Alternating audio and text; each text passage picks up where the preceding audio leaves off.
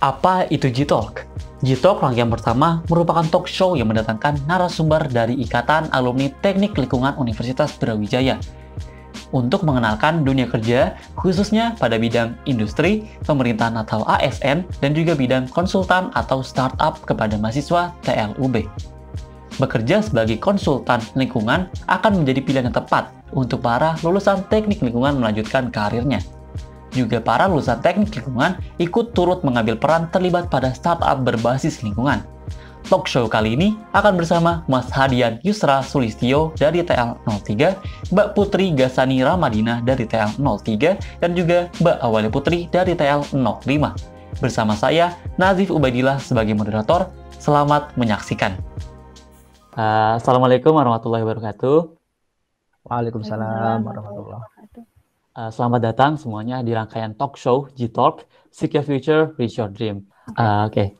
Jadi pada kesempatan kali ini kita bakal membahas sedikit banyak mengenai bidang konsultan ataupun startup yang menjadi salah satu alternatif pekerjaan karir untuk lulusan teknik lingkungan. Dengan tujuan obrolan kali ini yaitu mahasiswa mampu mengetahui gambaran umum dan wawasan mengenai pekerjaan lulusan teknik lingkungan di bidang konsultan ataupun startup.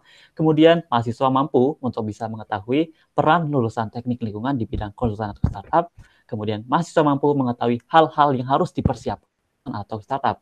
Dan juga mahasiswa mampu mengetahui pengalaman-pengalaman alumni yang telah bekerja di bidang konsultan ataupun startup. Dan terakhir, mahasiswa mampu untuk bisa menerapkan tips dan trik sebagai bekal untuk bisa mendaftarkan diri di bidang konsultan ataupun startup. Perkenalkan, nama saya Nazif Ubaidillah sebagai moderator pada kesempatan kali ini.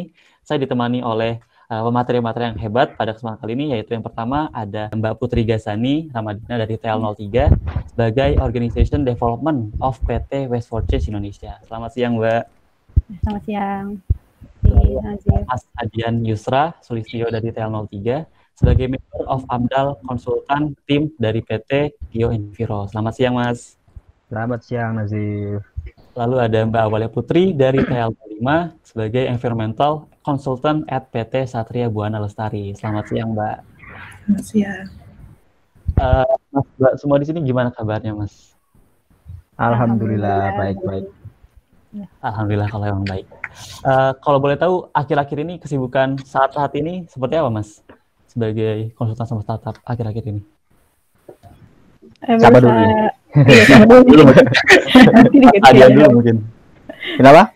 Mas Hadian dulu mungkin. Kesibukan kesibukan akhir-akhir ini masih tetap jalan ya proses di bidang AMDAL, penyusun AMDAL lah. Tapi karena khususnya sekarang Surabaya sudah ada pelaksanaan PSBB, jadi untuk pegawai yang kantor ya dibikin shift lah sekarang, dibikin shift gitu. Terus juga kalau ada acara keluar kota yang sebisa mungkin berangkat gitu. Berarti masih tetap ada kantor gitu, Mas ya? Masih shift satu hari mungkin 2-3 orang aja sekarang. Iya. Kalau Mbak Awalia sendiri gimana, Mbak? Kesibukan sekarang? Bukan sekarang ya, paling kayak ngerjain dokumen OKL-UPL, LKL-LPL, terus triwulan limbah cair kayak gitu. Ya masih ada kantor juga sih, ada WFO, ada WFH gantian. Sama kayak Mas Hadian kalau misalnya ada keluar itu ya seperlunya aja sih. Iya, berarti sama-sama ya. Tapi kebanyakan di WFH Mbak, di rumah semua atau? Kalau aku sih untuk WFH-nya cuma 2 kali seminggu. WFH-nya 3 kali. Kalau Mbak Putri mungkin, Mbak Putri Gasani? Iya, kalau aku udah hampir 2 bulan ya, udah work from home. Nah itu juga karena project-projectnya kan kebanyakan udah lama itu 2 bulan. Lumayan lah. Udah. Nah, project-projectnya kan kebanyakan di lapangan ya, jadi nggak bisa jalan juga gitu karena kebanyakan kan ke masyarakat gitu. Nah itu sih makanya belum bisa jalan, jadi sekarang lagi memang kebanyakan lagi development gitu untuk internalnya sendiri. Oke. Jadi pada hari ini Mas-Mbak semua kita bakal coba bincang-bincang mengenai konsultan lingkungan dan juga perusahaan startup yang Mas-Mbak semua udah jalani selama beberapa tahun ke belakang. Mungkin saya ingin ke Mas Hadian sama Mbak Awalia terlebih dahulu ya. Pekerjaan konsultan lingkungan itu saya penasaran itu bisa sedikit dijelaskan mungkin dari Mbak Awalia terlebih dahulu. Kalau menurut aku ya, kalau untuk pekerjaan konsultan lingkungan itu dia kayak menjembatani antara perusahaan sama pemerintah, baik pemerintah daerah maupun pusat dalam menghindari terjadinya kerusakan lingkungan seperti itu, atau dalam menyusun dokumen-dokumen lingkungan. Oke. Penjembatani. Kalau dari Mas Haidan sendiri mungkin Mas, konsultan lingkungan seperti apa? Sedikit menambahi sih, kalau di konsultan itu kan perusahaannya itu yang bantu pelaku usaha tadi seperti yang dibilang atau pemerintah itu dalam penyusunan dokumen. Nah, dokumennya itu untuk apa sih? Ujungnya nanti untuk memperoleh izin lingkungan dari rencana kegiatan yang akan dilakukan seperti itu. Tapi itu berarti khususnya buat AMDAL aja gitu Mas ya? Kalau secara besar sih ada AMDAL ada UKL lah, tergantung dari skalanya. Skalanya. Iya. Oke. Saya ke Mbak Putri Gasani. Mbak kan bekerja di PT Waste for Change Mbak ya, dan itu tuh termasuk startup gitu. Saya boleh minta dijelaskan sedikit mengenai instansi yang Mbak jalani saat ini tuh bergeraknya di bidang apa Mbak? Ya, oke. Jadi nama perusahaannya tadi kurang satu ya, PT Waste for Change Indonesia. Oh, ada tambahannya kurang alamnya tadi ya. Nah, jadi tapi biasanya disebut Waste for Change aja. Jadi Waste for Change itu memang startup di bidang pengolahan sampah sebenarnya. Tuh, jadi kita itu ada social entrepreneur, jadi kewirausahaan sosial. Jadi selain kalau misalnya perusahaan itu kita mencari profit, dan kalau misalnya social entrepreneur itu kita juga mencari dampak sosialnya. Gitu. Nah, jadi kalau misalnya salah satu visi dari Waste for Change itu kita to become a leader providing technical and responsible management solutions towards zero waste gitu. Nah, jadi walaupun kita di startup, jadi kita sedang membangun gimana nih caranya orang-orang bisa lebih bertanggung jawab dalam mengelola sampahnya gitu. Jadi mulai dari di hulu, mulai dari edukasi di orang penghasil sampahnya sendiri, terus juga dari di hilir sampai kayak udah pengumpulan sampahnya, terus nanti sampahnya didaur ulang, gitu. Di hilir sendiri. Untuk bisa mengurangi sampah sama untuk penyadaran gitu mungkin Mbak ya, kalau bisa dibilang. Ya, dan untuk mengelolanya dengan lebih bijak gitu. Oke. Saya ingin ke Mbak Awal terlebih dahulu.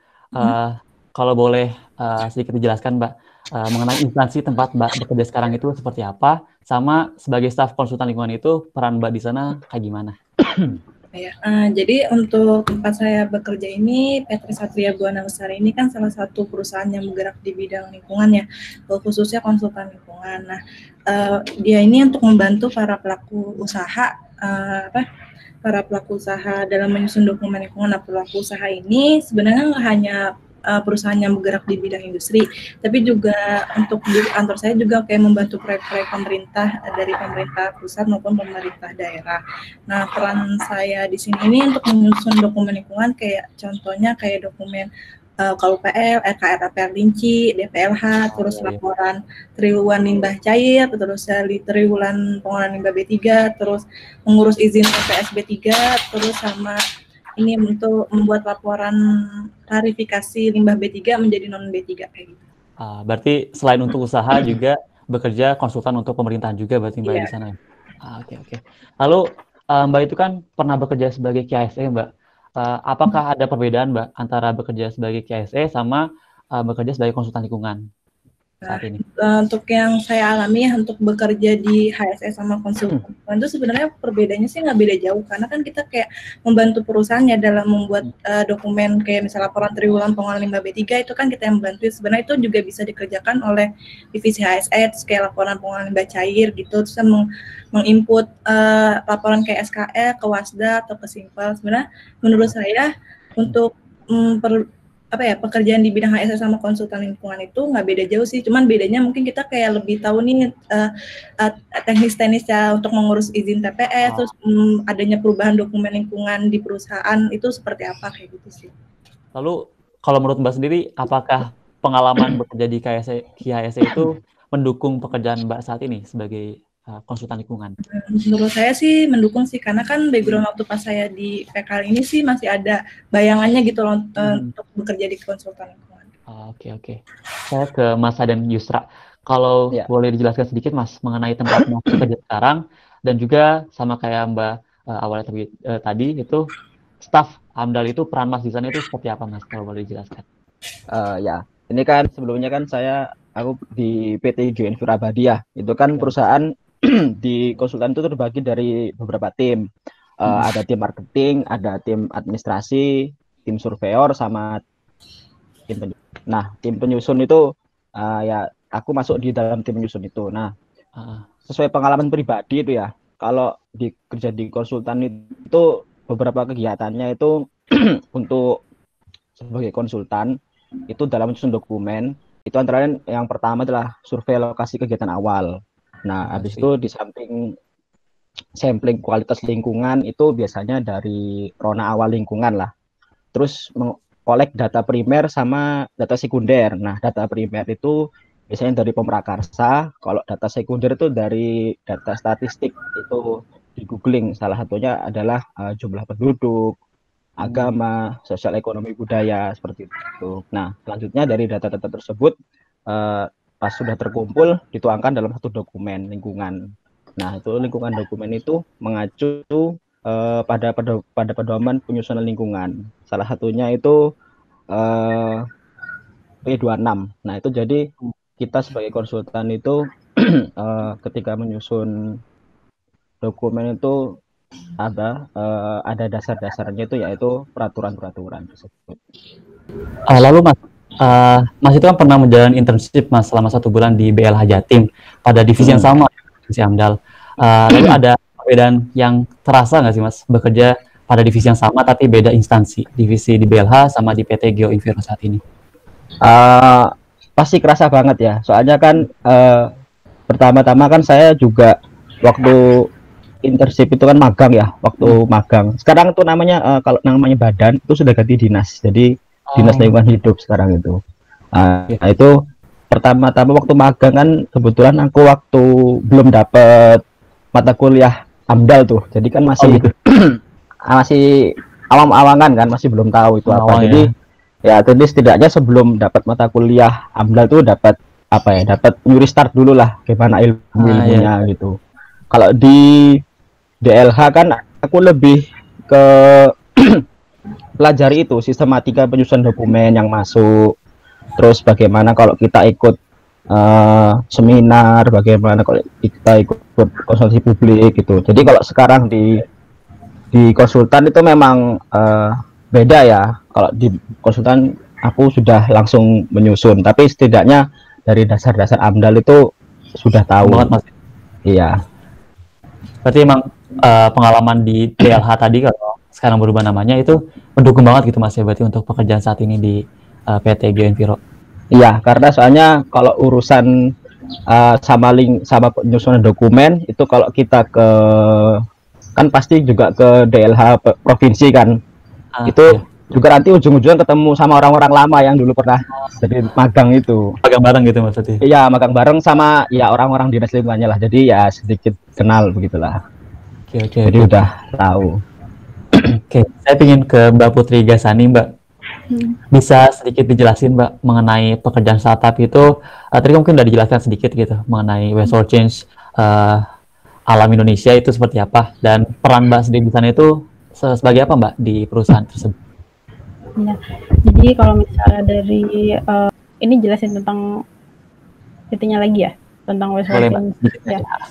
Oke. Jadi mungkin nanti ada juga jadi Waste for Change itu kan tadi kita lebih bergeraknya di bidang responsible waste management ya. Nah, mungkin salah satunya saya mau ngasih juga di sini responsible waste management yang dimaksud itu seperti apa. Jadi pengelolaan sampah non 3 ya, yang mempertimbangkan 5 aspek pengelolaan sampah, yaitu ada peraturan, terus juga ada kelembagaan, keuangan, terus teknis operasional, dan yang kelima ada partisipatif oleh stakeholder yang terkait gitu. Karena biasanya kita di kuliah cuma belajarnya di teknis operasionalnya aja gitu. Nah, dari 5 aspek tersebut kita bagi-bagi lagi. Jadi ada beberapa memang pekerjaan. Kalau misalnya di aku ini, aku di divisi strategic service itu di bagian strategic service itu di bagian consulting sama campaign namanya. nanti akan dijelasin lebih detail lagi mungkin ya. Nah, itu sebagai organization development gitu. Jadi awal-awal itu memang aku sebagai project officer dan project eksekutif, jadi lebih fokusnya di project-project yang riset, itu project riset dan edukasi. Terus kalau mulai tahun ini aku jadi organization development, jadi itu lebih ke develop sistem HR, develop sistem marketing sama project manajemennya kayak gimana, kayak gitu sih. Kalau misalnya untuk Berarti Mbak sendiri sekarang udah nggak terlalu banyak kayak mimpin project-project gitu Mbak untuk di... Iya, udah nggak. Jadi kayak ngebantu-bantu misalnya ada project apa, jadi lebih ngebantu ke suportif di awalnya. Jadi kayak misalnya bikin-bikin proposal untuk projectnya, terus juga pitching ke klien kayak gitu. Ke arah sana berarti ya. Oke. Saya ingin kembali ke Mas Hadi sama Mbak Awalia. Yang saya ketahui mungkin kalau salah boleh diperbaiki, pihak konsultan itu kadang-kali berada di pihak tengah-tengah gitu Mas, di antara pihak pemakarsa yaitu industri dan juga pihak pemerintah, dan kadang kedua pihak tersebut itu berseberangan gitu Mas, Mbak. Lalu kalau sebagai konsultan lingkungan yang bisa dilakukan ataupun cara menyikapinya itu seperti apa ya? Mungkin dari Mbak Awalia terlebih dahulu. Ya, makanya di sini kita konsultan itu kayak harus berkoordinasi yang baik nih sama perusahaan. Gimana sih cara dia itu mau mengikuti kebijakan lingkungan yang ada berdasarkan peraturan yang ada. Karena kan untuk sekarang ini kan kita masih mengikuti peraturan yang berlaku kan. Ya, makanya kita harus bisa gimana sih caranya perusahaan mau melakukan apa yang berdasarkan peraturan itu sih. Apa pemerintah gitu berarti Mbak ya? Berarti emang harus ada kayak komunikasi ke usaha, ya, komunikasi yang rutin. Kalau dari Mas Hadian sendiri mungkin Mas gimana Mas? Ya sedikit menambah dari Mbak Awalia tadi ya, karena kita kan juga selain harus bisa pintar dalam ilmu, juga kan kita juga harus bisa dalam sosialisasi kan, bagaimana kita kerja di lapangan. Jadi kadang teori tidak sesuai dengan lapangan. Jadi ya seperti yang tujuan konsultan di awal itu adalah menjembatani antara pemrakarsa dengan pihak instansi. Jadi bagaimana pihak pemrakarsa itu mau menaati, dan selain mau menaati dan juga harus paham bahwa setiap pedoman itu juga ada sisi positifnya, baik secara lingkungan juga positif juga untuk usaha bagi para pemrakarsa tersebut. Oke. Berarti yang utamanya selain agar mereka bisa patuh gitu terhadap peraturan yang ada, tapi juga untuk bisa memahami juga berarti ke perusahaan-perusahaan ataupun usaha yang ingin dibangun tersebut agar paham gitu ya. Ya, kadang soalnya kan pemrakarsa itu ya kebanyakan masih beradu duit lah gitu. Karena cuman kalau kita lihat jangka panjang, bagi lingkungan juga pemrakarsa juga ada dampak positifnya. Oke. Siap. Saya kembali ke Mbak Putri Gasani, Mbak. Saya sempat mendengar mengenai istilah 4Cs dari Waste for Change yang terdiri dari consult, campaign, collect, sama create. Mungkin bisa dijelaskan sedikit Mbak mengenai poin-poin tersebut itu maksudnya seperti apa ya? Ya, jadi 4C itu adalah core bisnisnya dari Waste for Change. Nah, mungkin udah pernah dengar tentang kebijakan strategi nasional Jakstranas ya. Jadi itu kebijakan di Indonesia, kebijakan Indonesia itu ada di Perpres untuk kayak ada roadmap-nya gitu tentang pembuangan sampah sampai 2025 gitu. Nah, jadi kita juga mendukung itu. Ada beberapa perbedaan nih. Jadi ada kalau di Jakstranas itu ada pengurangan dan ada penanganan gitu ya. Dan kalau pengurangan itu nanti itu akan masuknya ke divisi strategi service, divisi aku. Nah, itu akan ada tadi consult dan campaign yang kamu bicarakan. Nah, terus kalau misalnya untuk penanganan itu akan didukungnya oleh divisi operational service yang masuknya adalah collect dan create. Nah, sebenarnya 4C ini masing-masingnya apa sih? Jadi si consult itu adalah kita membuka konsultasi tentang pengolahan sampah di kantor, pengolahan sampah di kantor, dan banyak juga riset-riset dari pemerintah, lalu juga riset dari dunia internasional gitu ya, dari pihak swasta internasional kebanyakannya, dan researcher internasional juga gitu. Nah, karena pengolahan sampah ini luas lingkupnya, dia juga nanti nyambungnya ke sosial gitu, kayak misalnya ke pemulung, terus nanti atau juga ke value chain dari industri-industri gitu. Kebanyakan sih ke FMCG ya industrinya. Nah, terus kalau misalnya untuk campaign itu lebih ke edukasi masyarakat, pendampingan masyarakat, terus juga biasanya mengebantu CSR dari perusahaan kecil gitu. Nah, untuk yang kolek sama ini, jadi kolek itu kita membantu pengumpulan sampah di kantor-kantor, terus juga di instansi-instansi itu secara responsibel. Jadi nanti kayak kita ngajarin juga mereka gimana cara milah sampah yang benar, terus manfaat apa. Juga setelah udah dikumpulin dengan dipisah, nanti dibawa ke fasilitas kita, yaitu material recovery facility. Nah, nanti di sana juga akan diolah lagi dan didaur ulang kayak gitu, dan dikomposting juga. Berarti pembuatan daur ulang sama composting itu termasuk ke yang create berarti Mbak ya? Yang create. Oke. Berarti emang forces itu dibagi kayak tadi masing-masing divisinya gitu Mbak ya? Apa konsul sama campaign masuk ke strategic service, yang collect sama create maksudnya ke yang lainnya gitu ya? Operational service ya. Operational service. Lalu di PT Waste for Change Indonesia itu, Alam Indonesia itu baru berdiri tahun 2014 Mbak ya? Jadi baru gitu ya, mungkin bisa dibilang baru sekitar 6 tahunan. Lalu apa aja sih yang udah dilakukan PT Waste for Change Alam Indonesia tersebut gitu selama telah berdiri selama ini? Ya. Jadi kan strategi kita ini kan ecosystem change for a responsible waste management by collaboration and technology towards circular economy and zero waste environment. Jadi memang mau ngubah ekosistem persampahannya gitu kan.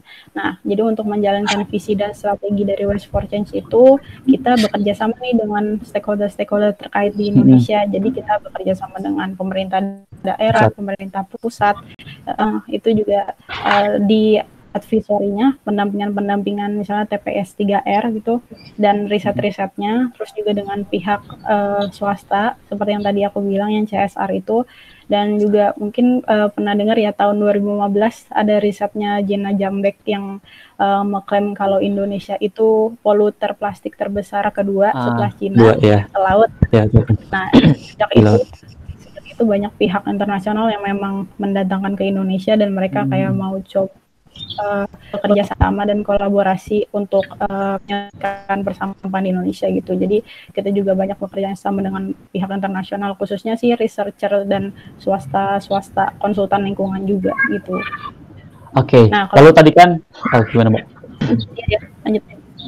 Lalu tadi kan Mbak tuh sempat bercerita bahwa PT ini itu ingin harus ada impact kepada masyarakat. Lalu mungkin bisa cerita sedikit Mbak, impact apa aja yang udah diberikan oleh PT Waste for Change tersebut kepada masyarakat? Ya. Jadi kalau misalnya dari sampahnya sendiri sih, kita sampai sekarang udah dan mengelola 3.500 ton sampah ya. Itu kalau dibandingin sama sampahnya Jakarta yang seharinya 7.500 ton mungkin belum apa-apa gitu. Nah, karena dari situ kita bisa nyimpulin masih banyak sebenarnya masalah yang perlu diselesaikan. Terus dari situ 50-60%-nya kita kompos dan 30-40%-nya kita daur ulang gitu. Dan kalau tahun kemarin sih kita udah melaksanakan 85 proyek ya, dan tahun ini kita udah banyak orang yang sudah edukasi. Tapi kalau misalnya untuk impact-nya sendiri itu kan perlu ada perhitungan yang ini ya, social impact itu ada perhitungannya kayak SROI gitu. Nah itu kalau di situ sih kita belum menghitung, tapi kita lagi develop itu.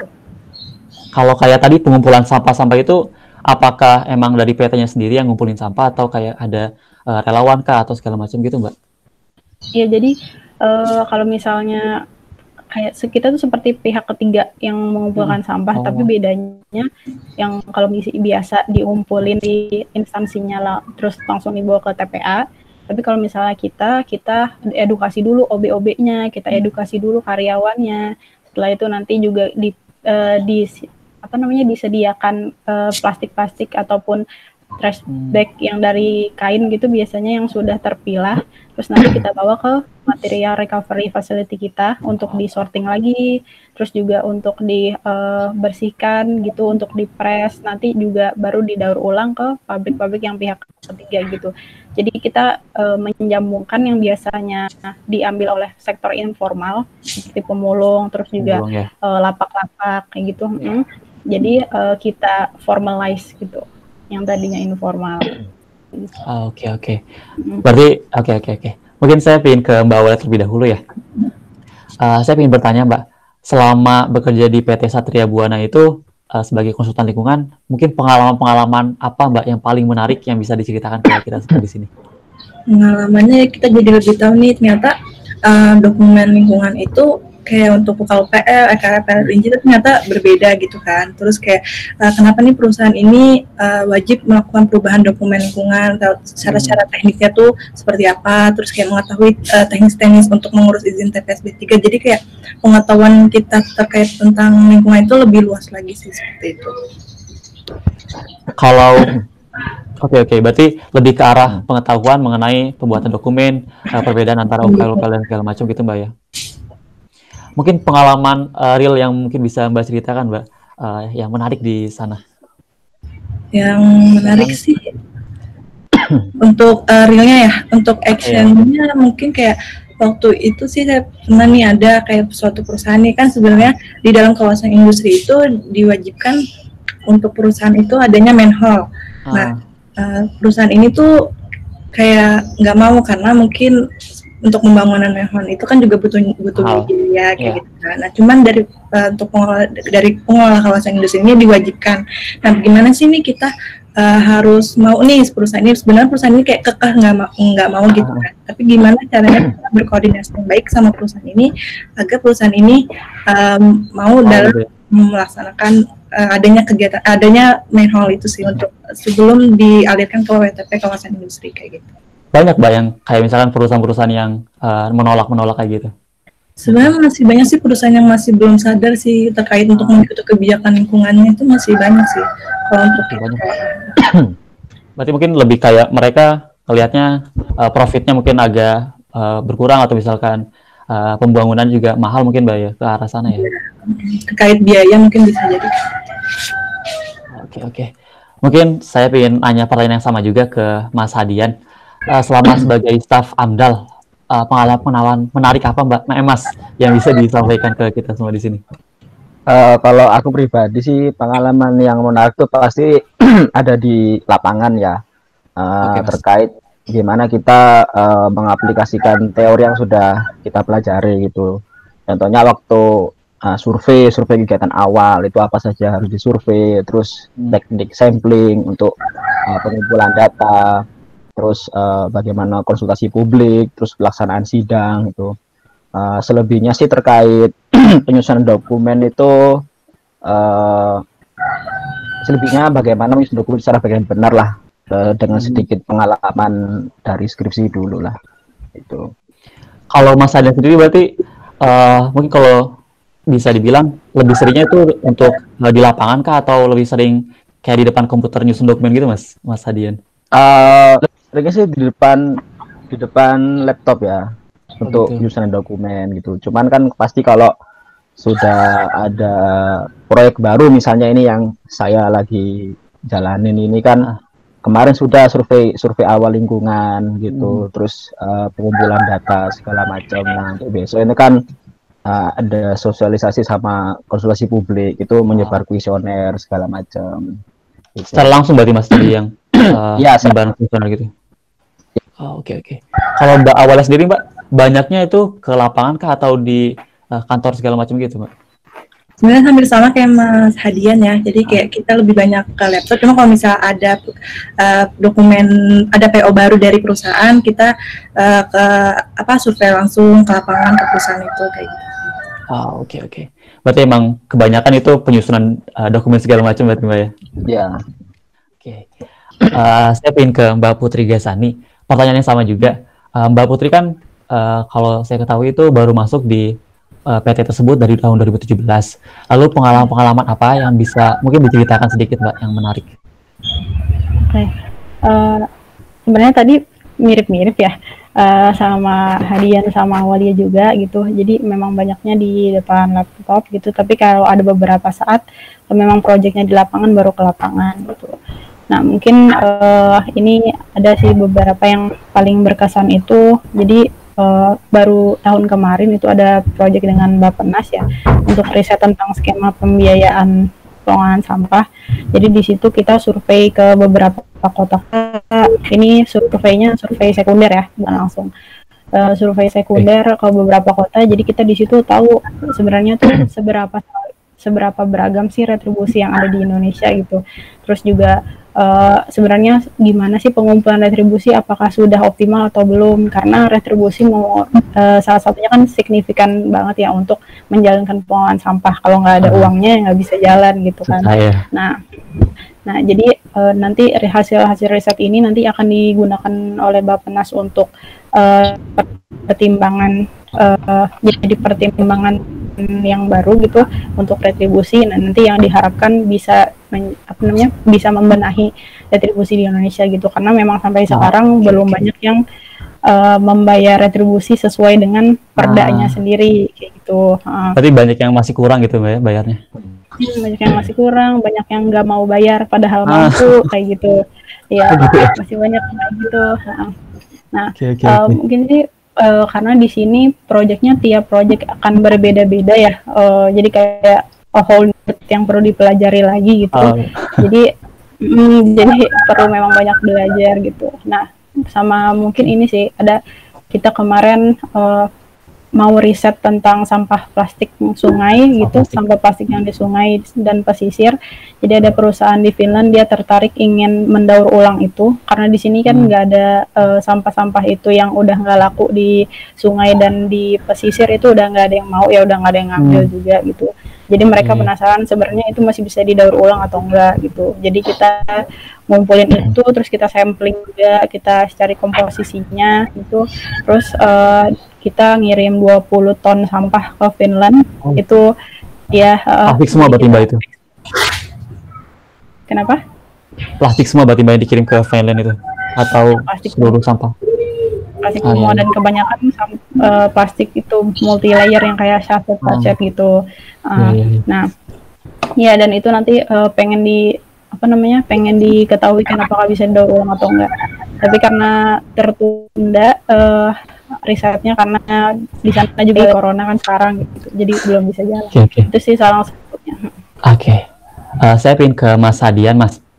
Saya melihat dari CV Mas sendiri itu sering mengikuti training. Lalu sebenarnya seberapa penting Mas untuk mengikuti training-training tersebut terhadap pekerjaan yang dijalani saat ini gitu? Pertama-tama ya training itu ya. Kalau dilihat dari mendukung kerjaan sih ya sangat mendukung banget ya. Apalagi itu trainingku yang terakhir itu tentang AMDAL A. Nah itu apa namanya? Jadi kalau untuk bidang konsultan lingkungan ya, yang penyusun itu training A itu direkomendasikan lah. Nah jadi di dalam training itu selain kita dapat sertifikat, terus juga dapat pengetahuan gimana penyusunan dokumen dan juga pengetahuan sebagai konsultan lingkungan. Jadi nanti dari AMDAL A itu bisa update lagi dari AMDAL B gitu. Lalu Mas, mungkin skill-skill apa aja sih sebenarnya yang mungkin bakal sangat mendukung dalam pekerjaan konsultan lingkungan? Skill-skill yang mungkin yang aku rasain tuh ya, skill yang paling penting bagi seorang konsultan itu ya, kalau menurut aku tuh ya, jadi seorang konsultan itu yang dibutuhkan itu adalah kepekaan terhadap menganalisis dampak lingkungan yang terjadi di lokasi dan kegiatan. Jadi apa namanya,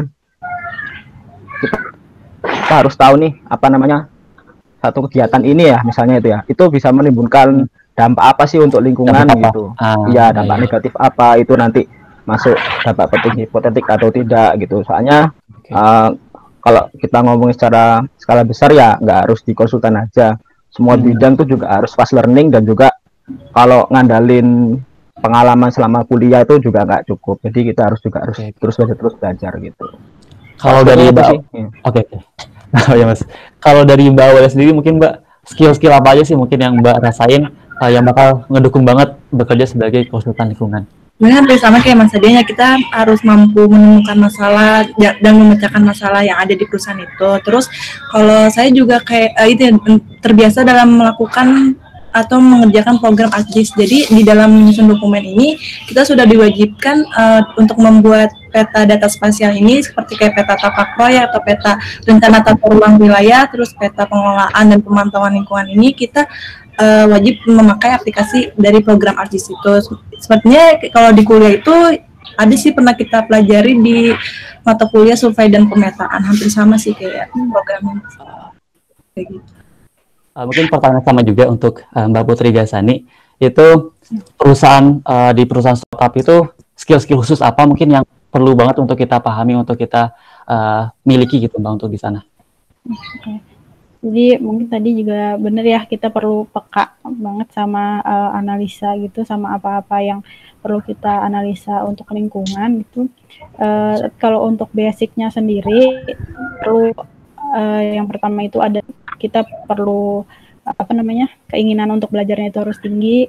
Terus juga kita perlu aktif untuk kita juga perlu aktif untuk mengeksplor apapun gitu. Dan ketiga, kita juga perlu selalu inisiatif sama partisipatif sih gitu. Dan untuk basicnya ya. Tapi kalau untuk kayak soft skill-nya gitu sih yang paling penting adalah time management gitu. Karena seringnya di startup itu, kalau di divisi aku slogannya kerjanya tidak terkait ruang dan waktu gitu. Waduh, mantap. Nah, jadi kalau jadi bukan berarti tapi kita harus kerja terus gitu kan. Jadi kita bukan berarti nggak bisa kayak work life balance tuh. Jadi kita perlu pinter-pinter time management sendiri gitu. Dan orang lain gitu kan. Nah, terus yang kedua sih project management, mulai jadi ngatur budget, terus juga ngatur timeline projectnya kayak gimana, terus ngatur SDM-nya kayak gimana gitu kan. Jadi kita juga perlu membangun supaya anggota tim kita tuh bisa terus semangat gitu tujuan project gitu. Nah, terus yang ketiga sih yang tadi analisis skillnya itu bisa nge-lead to decision making gitu ya, karena banyak hal-hal yang perlu diputuskan gitu, tapi juga perlu berdasarkan dengan analisa yang baik kayak gitu. Oke, siap. Lalu mungkin saya penasaran sedikit mungkin ke Mas Hadian terlebih dahulu. Proses dari Mas Hadian itu mendaftar bekerja di instansi yang saat ini dijalani itu seperti apa Mas? Mungkin boleh sedikit bercerita. Pertama aku di sana itu pertamanya magang dulu ya. Oke. Magang dulu gitu, masih apa istilahnya, freelance dulu. Sama beberapa bulan untuk mengerjakan dokumen gitu. Terus singkatnya ya, setelah melewati waktu itu ngerjain adendum. Waktu itu ngerjain adendum WBL. Terus setelah selesai itu baru ditawarin sama perusahaan untuk bekerja di sana tetap, itu tanda tangan lah.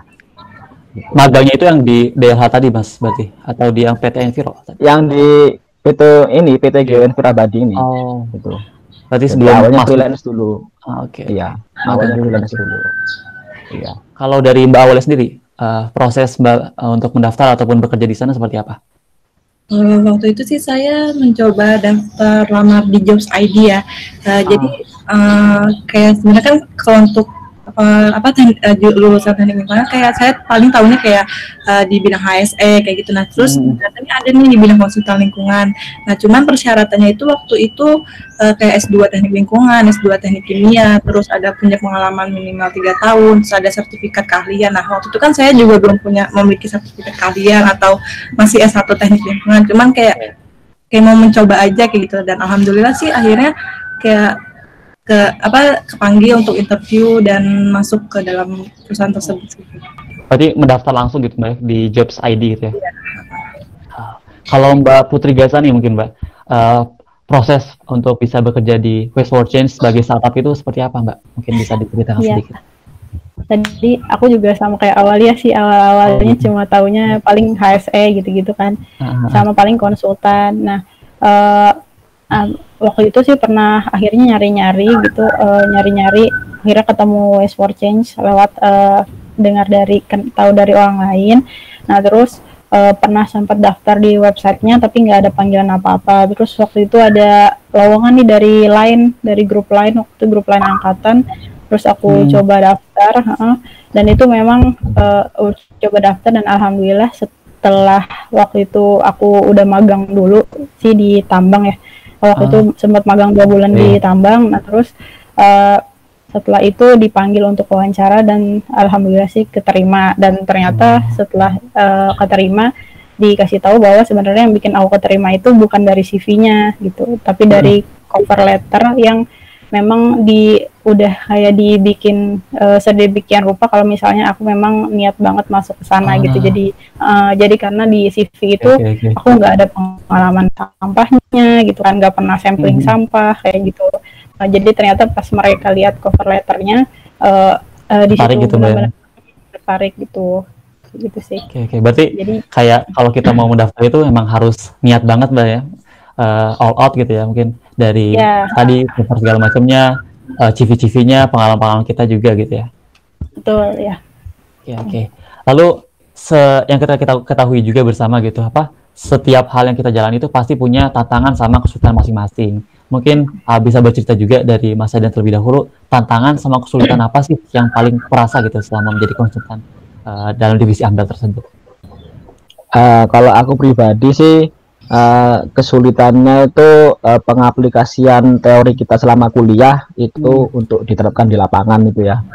Itu pertama-tama dari dari tahap survei gitu, itu gimana kita menyesuaikan diri turun ke lapangan, terus bagaimana kita benar-benar sosialisasi, komunikasi lah dengan masyarakat sekitar yang notabene masih banyak lapisan masyarakat lah gitu.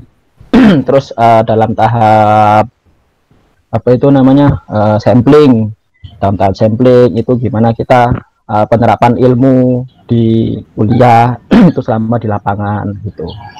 Terus juga ya konsultasi juga lah, itulah bagaimana. Pokoknya tantangannya sih lebih ke lapangan kalau aku itu. Bagaimana pengaplikasian teori di kuliah ke lapangan di sana berarti Mas? Iya, pengaplikasian teori lah selama perkuliahan seperti itu. Kalau Mbak Awalia sendiri Mbak, tantangan apa mungkin yang paling di sana? Dari saya sebenarnya intinya hampir sama ya kayak Mas Hadian, kayak pokoknya kita di konsultan itu gimana sih caranya kita mampu berkoordinasi yang baik sama perusahaan kayak gitu kan. Ya Mas, dalam faktanya juga masih banyak perusahaan yang belum mengikuti kebijakan lingkungan gitu berdasarkan peraturan yang ada untuk menghindari terjadinya kerusakan lingkungan atau untuk jangka panjangnya seperti itu sih. Pokoknya intinya kita wajib berkomunikasi dengan baik dan secara rutin ke perusahaan kayak gitu. Berarti tantangan terbesarnya adalah komunikasi biar bisa saling satu pemahaman gitu Mbak mungkin ya. Oke. Kalau Mbak Putri sendiri Mbak, tantangan apa mungkin yang paling terasa selama di Waste Origins Alam Indonesia itu?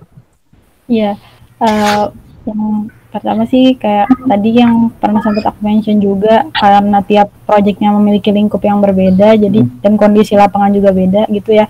Jadi perlu terus upgrade diri dan belajar. Terus yang kedua berhubungan dengan tadi juga karena segala perubahan sama pembelajarannya itu nggak akan selalu diajarkan dan diberi belajar gitu ya. Jadi perlu peka-peka untuk menganalisa kira-kira solusi apa nih yang ada. Dan juga sama juga kayak yang lain. Jadi banyak yang setelah ke lapangan tuh ternyata permasalahan di yang teori-teori itu ternyata lebih besar gitu, jauh lebih besar di lapangan. Jadi kita perlu jadi kita perlu ya bukannya jadi pesimis sih, tapi harusnya malah lebih semangat gitu buat ya membantu semua terus belajar gitu. Dan juga sekarang sih ini tenaga ahli di bidang persampahan masih belum banyak gitu, jadi belum sebanding dengan yang kebutuhannya lah sekarang. Jadi ya aku juga mengajak supaya yang lain juga tertarik gitu, jadi tenaga ahli di bidang persampahan. Siap.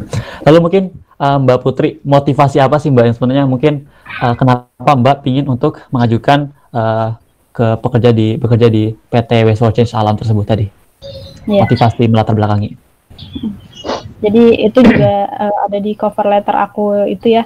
Jadi pas daftar Nah, jadi itu awalnya memang aku pengen pekerjaan yang manfaatnya tidak hanya dirasakan 1 sampai 2 perusahaan gitu, dan tapi yang lebih luas gitu. Nah, itu maksudnya juga ada aspek sosialnya.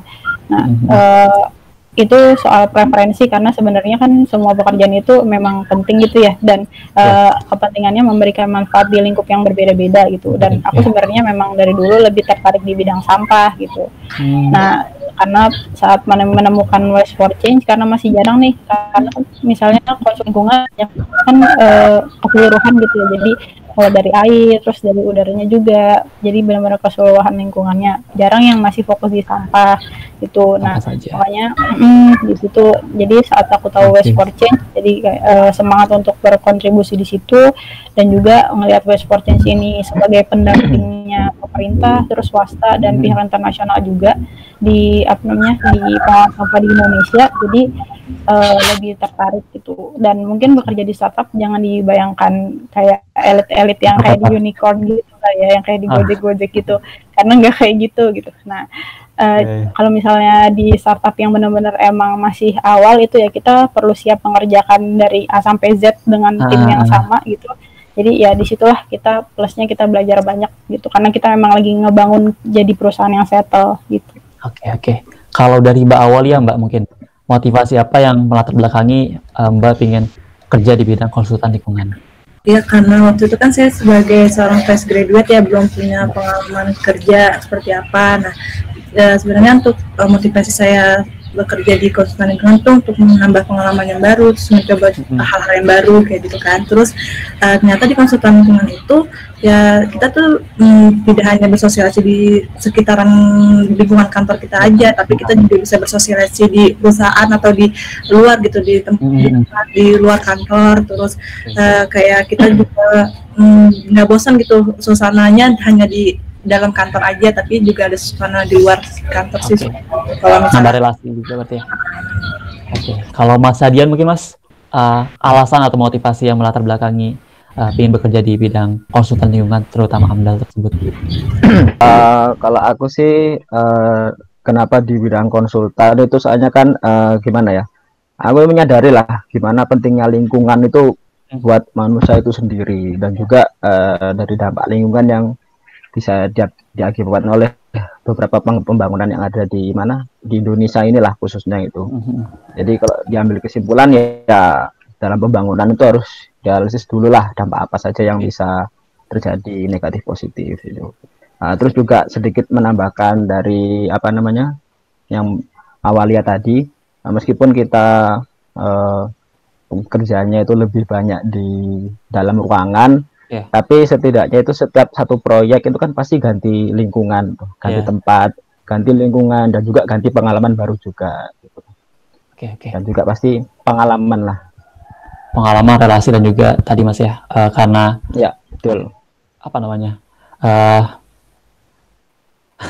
Ya mungkin ingin memperbaiki lingkungan gitu Mas ya.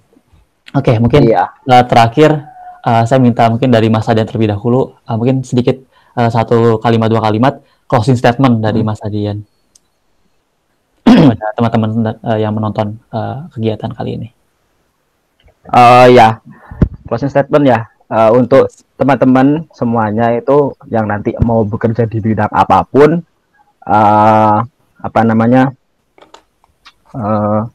dalam melakukan sebuah pekerjaan itu harus dibutuhkan segudang ilmu yang pasti akan bermanfaat di setiap langkah-langkah kegiatan. Jadi untuk teman-teman semua jangan sampai berhenti untuk tetap belajar.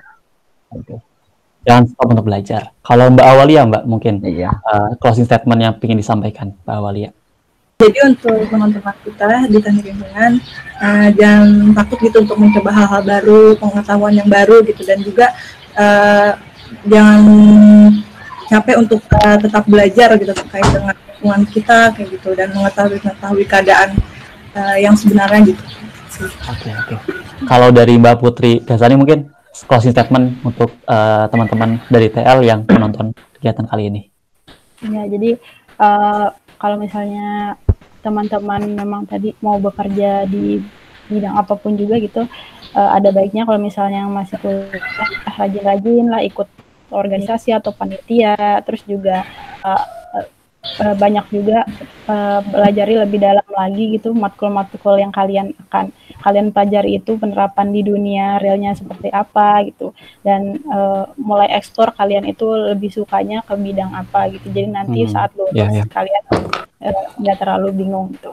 Jadi selalu budayakanlah membaca juga gitu, untuk supaya semuanya bermanfaat gitu. Oke. Terima kasih Mas Hadian, Mbak Putri, sama Mbak Awalia atas sharing ilmu yang luar biasa tadi udah disampaikan sebelumnya. Mungkin saya ingin sedikit menyimpulkan sedikit itu ya dari begitu banyak ilmu yang telah kita dapatkan pada kesempatan kali ini.